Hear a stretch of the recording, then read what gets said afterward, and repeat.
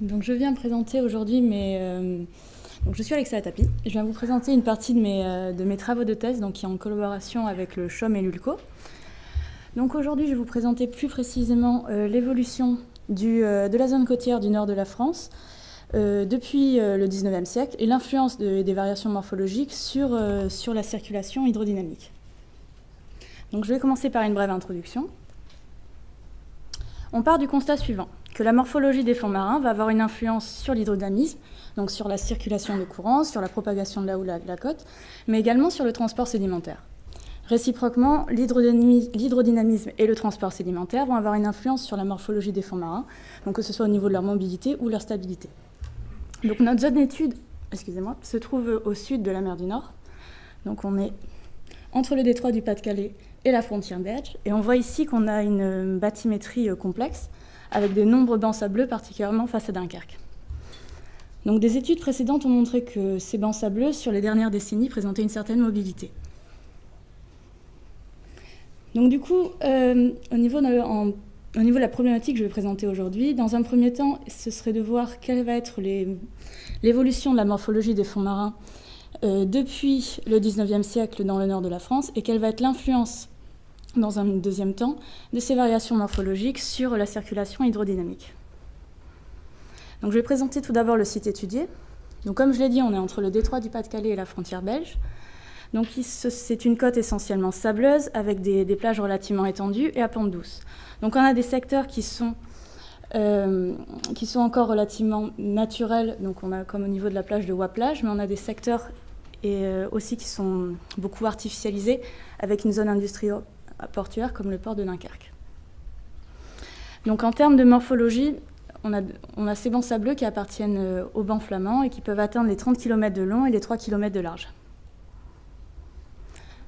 Donc en termes de circulation hydrodynamique, le régime tidal est semi-diurne et macrotidal. On a un marnage qui est autour de 5 mètres au niveau de Dunkerque et un peu plus de 6 mètres au niveau de Calais. Donc la forte amplitude des marées dans ce secteur et le resserrement topographique lié au détroit du Pas-de-Calais vont canaliser les courants. Donc on va avoir un courant de surface pour le flot qui peut excéder les 1,8 mètres par seconde et autour de 1,5 mètres par seconde pour le jusant. Donc on voit ici qu'on a une prédominance du flot par rapport au jusant, ce qui va entraîner une asymétrie des courants et donc un transport net sédimentaire qui est dirigé vers l'est-nord-est. Donc en termes de houle, vous voyez ici une rose de houle mesurée à la bouée de Westfinder qui est située à 40 km au large de Dunkerque.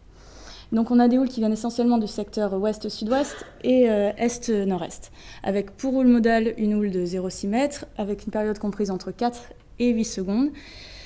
À l'approche de la côte, la houle va subir un important shoaling et une forte dissipation de son énergie en passant par-dessus les bancs. Ce qui fait que finalement à la côte, on a une houle qui excède rarement les 1 mètre, même lors d'événements extrêmes. Donc à présent, je vais présenter la méthodologie que j'ai appliquée pour cette étude. Donc je disais qu'on remontait jusqu'au 19e siècle, et effectivement, en fait, des levées bathymétriques existent et ont été réalisées depuis les années 1800 et ont été conservées dans les archives du CHOM.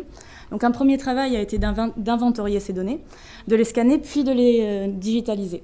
Donc pour ça, on a utilisé le logiciel ScanBathy, qui permet de digitaliser chacune des sondes, d'exporter ça sous forme de fichier XYZ. On convertit dans le système géodésique actuel et enfin on va pouvoir interpoler sous forme de MNT. Donc ici c'est le tableau qui recense tous les levées qui ont été utilisés pour cette étude, donc on voit bien qu'on remonte jusque dans les années 1836. Et donc les dates en gras, ce sont les données qui sont inédites en fait, qui ont permis de compléter la base de données. Donc ce qui représente environ 350 000 sondes qui ont été digitalisées à la main.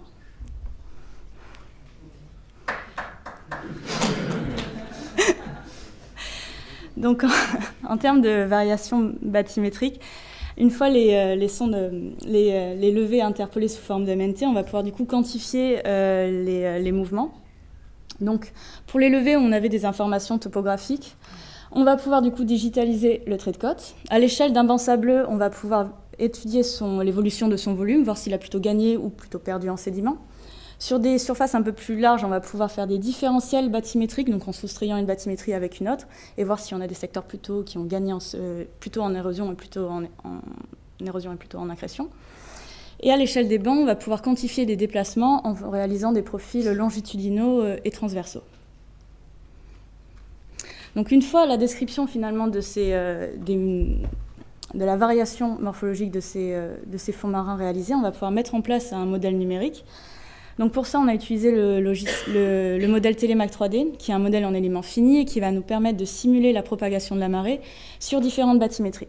Donc ce modèle permet de résoudre en 3 dimensions les équations de transport-diffusion, les équations de Navier-Stokes et en prenant l'hypothèse de la pression hydrostatique. Donc si je reprends mon tableau initial, il va falloir du coup avoir des bathymétries où on a une surface suffisamment importante pour pouvoir bien modéliser les processus. Donc on a sélectionné les 4 dates présentées ici, donc 1879, 1910, 1930 et 1974. Donc comment va fonctionner notre modèle ?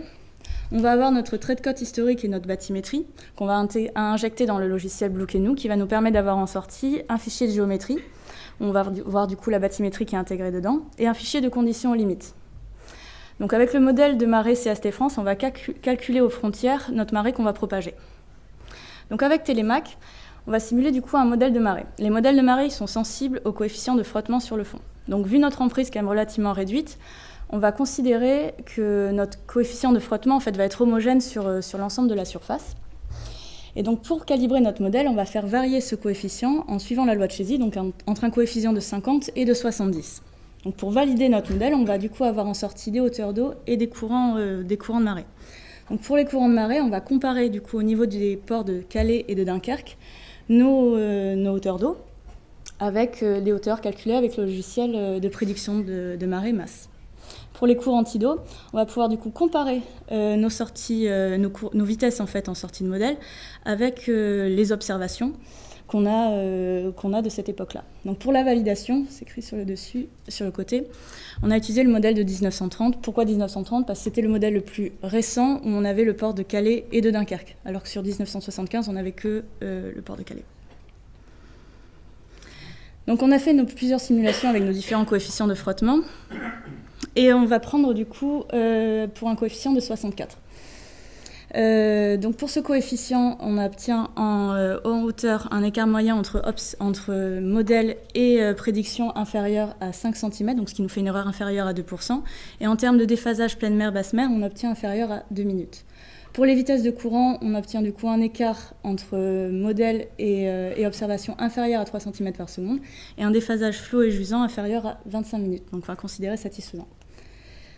La dernière étape, ça va être de vérifier du coup si avec notre coefficient, on obtient des résultats cohérents sur les autres modèles. Et donc on a calculé du coup pour les 4 modèles sur une simulation d'un peu plus d'un mois, un écart moyen entre modèle et prédiction inférieur à 10 cm pour la hauteur d'eau et un déphasage inférieur à 5 minutes, sauf pour les basses mers de 1975, où là on est plus autour de 12 minutes. Donc à présent, les résultats, je vais présenter du coup l'évolution de la bathymétrie. Donc sur ce différentiel bathymétrique qui couvre l'ensemble de la zone, donc les couleurs rendent très très mal, mais on a du coup, c'est un différentiel sur la partie A entre 1878 et 1975 et entre 1861 et 1962 au niveau de Dunkerque. Donc les secteurs en rouge, c'est plutôt une érosion et les secteurs en vert-bleu, c'est plutôt un exhaussement des fonds. Donc on voit déjà ici qu'on a des secteurs qui ont bougé, donc au niveau de Dunkerque, au large de Gravelines, donc au niveau du banc de Dic, légèrement au niveau de Ouessant, là je pense que vous ne voyez pas, mais il y a un petit secteur en érosion, et au niveau de Calais, dont on va parler par la suite. Donc au niveau du secteur de Calais, on voit sur le MNT de 1974 le Riden de la Rade, donc qui est le banc le plus proche de la côte. Et sur le MNT de 1861, ce banc en fait est difficilement détectable, on le voit à peine.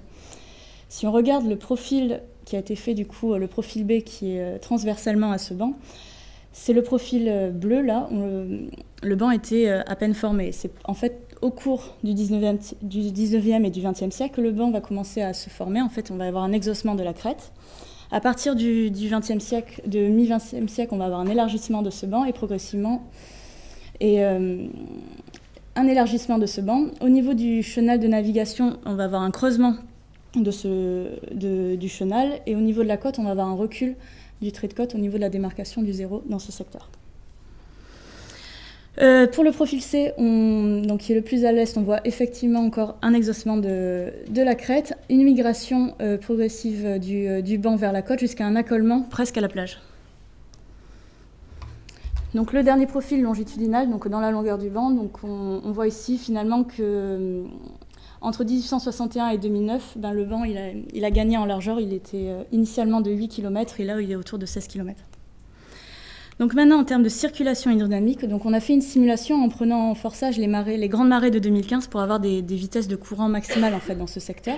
Et on a calculé des courants résiduels donc en additionnant les vecteurs vitesse sur plusieurs cycles de marée.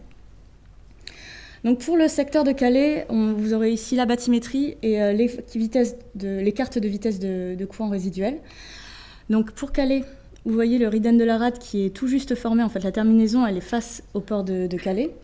Et sur cette carte de vitesse, on identifie tout d'abord une bande de courant donc dirigée vers l'est-nord-est, donc autour de 15 cm par seconde. Un peu plus au large, on a des vitesses relativement réduites, donc inférieures à 7 cm par seconde.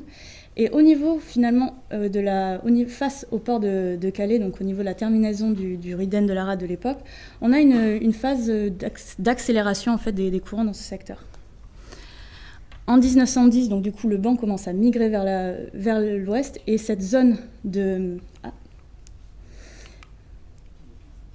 Et cette zone, en fait, s'étend progressivement vers l'ouest. De même, en 1930, on commence à voir bien le banc qui se forme là-bas. Et le chenal donc, commence à bien se creuser, donc ça canalise les courants, d'où des vitesses qui atteignent les 30 cm par seconde en résidu dans ce secteur. Donc je finirai sur 1975, où là, le banc a la forme quasi actuelle, et on a du coup toute cette zone où on a une accélération des courants. Et là, les vecteurs vitesse finalement sont presque déviés et partent un peu vers le large. Donc là, c'est juste une comparaison entre 1878 et 1975, où on voit bien qu'il y a eu en un siècle une différence une variation finalement des courants résiduels dans ce secteur. Donc avec un secteur là où il y a une accélération des vitesses et qui pourrait expliquer l'érosion qu'on observe dans ce secteur, puisque ça empêche, si les courants en fait sont plus rapides, ça empêche le dépôt. Et le secteur un peu plus à l'est, là au niveau de la jonction entre le Riden de la Rade et la côte, où là les courants en fait diminuent fortement, et donc ce qui pourrait permettre le dépôt sédimentaire dans ce secteur. Donc je finis en conclusion très rapidement. La zone côtière du nord de la France, on voit qu'en 2 siècles a significativement évolué. On l'a vu au niveau de Calais, mais également au niveau de la baie d'Ouessant et au niveau de la zone côtière de Dunkerque, où là on a une migration des bancs vers l'est-nord-est, mais également vers la côte. Donc au cours de notre étude, on va considérer que les migrations des bancs vers la côte sont plutôt dues aux vagues de tempête, et pour les mouvements longitudinaux, ce serait plutôt dû au courant du coup de marée. Donc notre première simulation a montré déjà qu'il y a eu, en termes de courant résiduel, on a une évolution sur plus d'un siècle. Et donc la prochaine étape de cette thèse, ça va être de mettre en place un modèle de houle avec Tomahawk. Et l'idée, ça va être de coupler Télémac et Tomahawk pour voir les vitesses, les courants qui en ressortent. Merci de votre attention.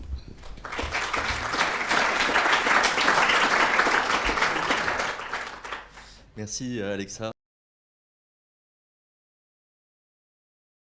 Alexa, sur tes différentes bâtis, quelles sont tes incertitudes et quelles sont les conséquences sur les courants de ces incertitudes? On les a calculées justement en prenant l'incertitude de l'instrumentation. Donc que ce soit les navires, le positionnement en fait avec le cercle hydrographique, enfin pour les données les plus anciennes. Hein. Avec le cercle hydrographique ou le plomb sonde, on a calculé en fait une erreur qui est au maximum, pour les levées les plus anciens, on a 2,5 mètres en vertical. À peu près. Alors, c'est vrai que pour les bathymétries, enfin pour la circulation, ça je l'ai pas encore pris en compte. C'est au tout début. C'est vrai que honnêtement, j'avais même pas pensé que ça pouvait vraiment jouer. En fait, ça rejoint c'est la partie sédimentaux, parce qu'on voit bien qu'on est dans une grande plage dissipative, et là, vous montrez les vitesses de courant qui étaient plus élevées sur la dune. Non, sur la dune. Oui, sur le banc. Est-ce que il n'y a pas d'érosion avec ces vitesses, ou bien sur la polarité de la dune? Vous ne l'avez pas observé? Alors, le secteur où on a une accélération des vitesses, c'est plutôt sur le chenal, pas réellement sur le banc lui-même. Au contraire, sur le banc, en fait, on va avoir une diminution de la vitesse. Mais c'est dommage parce que du coup, là, j'ai plus accès à mes planches. Non, les courants, C'est dans les pages que vous avez observé les fortes vitesses. Dans le chenal, oui. Dans les chenals. Pas sur le banc, forcément. Au contraire, en fait, le banc, il est progressivement, en fait, il va monter, il est quasiment en fait au niveau de la surface de l'eau. Donc, il va y avoir au niveau du zéro. Donc, il va y avoir au contraire une diminution de la vitesse dans ce secteur-là. On voit parce que les courants, du coup, sont canalisés dans les courants et en fait, au niveau de la terminaison, à la jonction en fait entre la côte du coup et le banc, il va y avoir une déviation et en fait, les courants en passant sur le banc, ils perdent en vitesse et après, ils partent vers le large. Oui, Alexa, c'est Raphaël. Moi, j'avais une question plutôt un peu technique. Pour faire le lien entre la circulation et l'érosion, est-ce qu'il est préférable de regarder les courants résiduels ou il est plutôt préférable de regarder les courants barotropes? En fait, je me suis heurté il y a 2 ans à cette question, donc je ne sais pas quel est ton avis sur ça. Là, j'ai pas d'avis. En fait, c'est un premier test que j'ai fait sur les courants résiduels. Je me suis pas encore occupée sur les courants barotropes. Peut-être que ça donnera des bons résultats. Là, c'était le premier test. On pourra en parler après si vous voulez.